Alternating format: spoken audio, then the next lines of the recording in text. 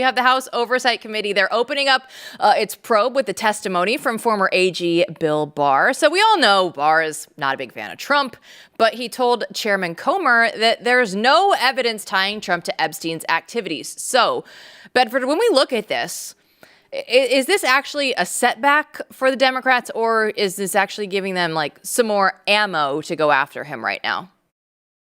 I think all aspects of the coverage these days are setbacks for the Democrats. The people who actually were able to get these reports were the House Representatives, Republicans, and the testimony so far by that same committee, closed door but leaked to the press by members who were there, is what you just talked about right there. That President Trump was never even remotely implicated in the scandal, and that was never even really a question. I mean, it maybe briefly came up early in the 2016 campaign, but the narrative quickly, the reporting and the reality quickly revealed itself to not be true, not actually have him connected to this ring, just that he knew some of these people. And of course, they did. I mean, it operated out of Florida, a lot of it.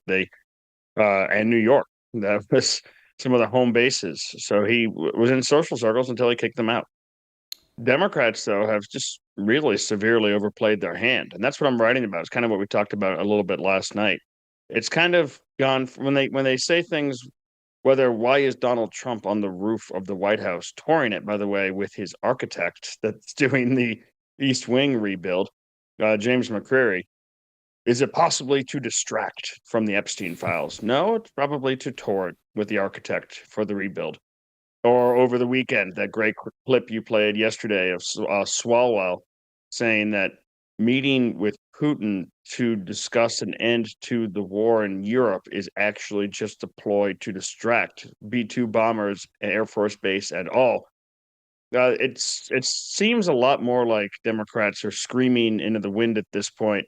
Hey, we don't get off message. We don't want to talk about all the wins. We don't want to talk about all the good things going on in the administration. All of this, all that really matters is Epstein. And it's starting to become like, the first song that they played was Russia, Russia, Russia, Russia, Russia, Russia. The second song they played was Ukraine, Ukraine, Ukraine, perfect phone calls, Zelensky, etc. And the third one they're playing is this. And each one since that first hit has really failed to make the charts. Top 40 hits by Chris Bedford. Who knew we were going to get, a top 40 countdown? But when you talk about Democrats, they're claiming that Comey, he's not an investigator. He's actually just part of Trump's cleanup crew out there. So, Matt, when you look at it, like every time the Democrats don't get their way, they're like, it's a cover up, right? This is what we're seeing. So is this going to be the playbook no matter what happens, right? Like literally the headlines could be anything right now. They'd just be saying it's a cover up. I don't think that they have a playbook, right? I mean, I think we're at the point in which this won't be the playbook moving forward. They don't know what the playbook will be. This is ridiculous. This is the kind of thing where I don't need Bill Barr to tell me that Trump isn't implicated, because we all know, and we've said it a million times, if Trump had been implicated in any way whatsoever, we would have heard it shouted from the rooftops for years, because we're making up crimes for Trump. If he actually was implicated in a serious way, in any way, we would know, and we don't. And the only thing that I'm thinking right now in this block here with Chris is, when it comes to the architect, I love McCreary, I love his work, and I love what they're doing to the White House. But I do have this small part of me that just wants Trump to build a McDonald's on the roof. I just want a McDonald's on the roof of the White House. Can we have that? I think it'd be great. He could take people up there and like serve them the fries, It may not be as beautiful as what they're planning, but Chris. He's certainly not jogging to the McDonald's like Bill Clinton used to do as part of his fitness routine.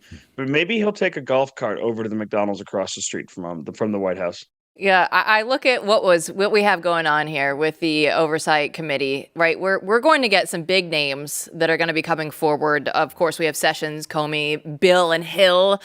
So this could get actually pretty exciting. Like if you're on the right, this might be one of the more exciting things that we've had happen to us in quite some time, when it comes to the point where we're actually going to be putting people, with subpoenas in front of everybody out there in DC. So what are we actually expecting, though, from this, Matt? When we look at this, like, should I temper my expectations? Because usually we get very excited on the right, and then nothing happens. Okay, I hate to say this. I hate to be the Chris Bedford of this segment. Oh. But Mrs. Chris's job to do this. But I'll step in the gap here. Yeah, you absolutely should temper your expectations. You should expect, really, I think, very little. But it will be a fun spectacle. I mean, of substance, expect nothing.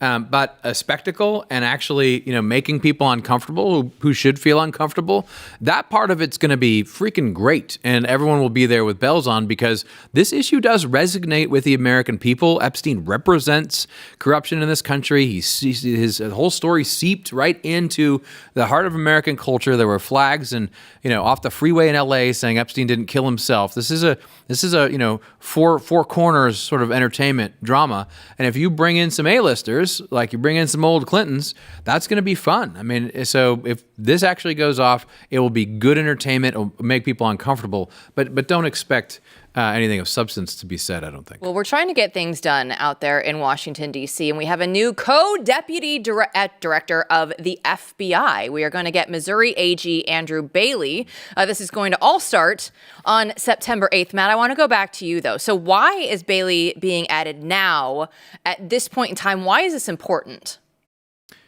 Well, that's a loaded question. I mean, there's a lot of talk about why that might be now. But I think fundamentally they need very talented people in extremely important positions to get the job done. And there's not a lot of people. Everyone knows Kash and Bongino.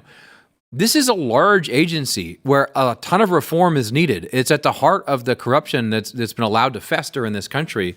So it would make sense to bring in someone who's a very sharp, aggressive AG who's done a great work in Missouri and had a national impact. Someone whose name has been around for some of these posts for a while since the inauguration. So it makes a lot of sense to bring in more talent to the situation. That's the positive, right? The negative is that there's some things maybe that aren't getting done that people think should get done, and they feel that there needs to be some change in how leadership is operating. Yeah, Bailey's filed multiple lawsuits against the Biden administration. He's well known for the Murphy versus Missouri legal case. And when we look at all these things that are going down right now, Chris, it's interesting timing in that we got 6 months into this and now they're like, okay, you know what? Another co-deputy director. Anytime you put co in front of something, it's like, okay, what is actually happening right now? Well, there's certainly room in the job for it. The deputy director oversees the personnel of the FBI. So that's tens of thousands of people that he's got to deal with and got to manage. And Bongino, despite being a former officer, Secret Service agent, and despite having a very successful radio show and podcast, doesn't have that kind of management experience. So and he's also, I'm sure, a little burned out by some of the aspects of this. It can be exhausting. DC can really wear you down. It's one of the reasons why he left and went into commentary in the first place and the successes he had there. There's also, of course, a lot that he could potentially be doing back in Florida. I think there might be a Republican congressional district that we've done some reporting on where the congressman there is in some hot water and has been iced out of the Trump family. So that's a district that Bongino lives in and one where he could actually be able to come potentially run in. So the rumors in Washington are that he's there eventually to replace someone. Now, Attorney General Andrew Bailey's done a really great work in his state. He fought Planned Parenthood. He fought on transgender issues. He fought on illegals on the voting rolls. He fought the Biden administration up and down on a lot of these main things.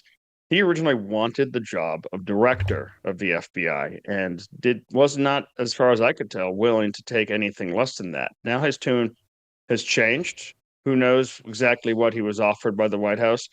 And people are trying to figure out right now, is he there to potentially replace Bongino, if that's the case? Or was he even there to potentially replace Kash Patel, who has been someone who's used to Washington, D.C., hasn't managed remotely this level of people, but is a broad reason, a main reason for why we have so much of this Russiagate information in the first place has been exposed. It's because of the work that Kash has done in D.C. over the years, the investigations he's done, the ability he's had to overturn that sort of stuff.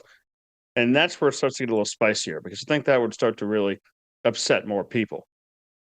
Yeah, so we should, I mean, Kash Patel is someone who has been on top of Russiagate from the beginning. He's been very, brave. He did some great things for the president over the years. But we do have to say, I mean, he's running a large agency. That's a totally different job than he's ever had before, right? And the other problem, I'll just say, is that there is a fact pattern here where it's hard to tell from the outside what's going on, because he's not, someone could argue this is to his credit, but some others might say it's not. And that is, it doesn't feel like he's in charge of the FBI. He's not kind of out there every day, right, talking about this and that, and now we're going to do this and now we're going to do that. And so you say, oh, okay, maybe he's leading it, from within. But there is a lot of talk, around town and elsewhere that's not happening, and that some of these reports on the left, while no one wants to agree with them publicly, may have some validity to them in terms of how things are going over there at the FBI. So, we'll have to wait and see. But the main thing I think we should take away from this is that, look, Bailey is talented. Bailey is energetic. And they need more than two people at the top of this thing. And whatever's going on over there, we need someone who's going to be aggressive and who's going to actually clean house.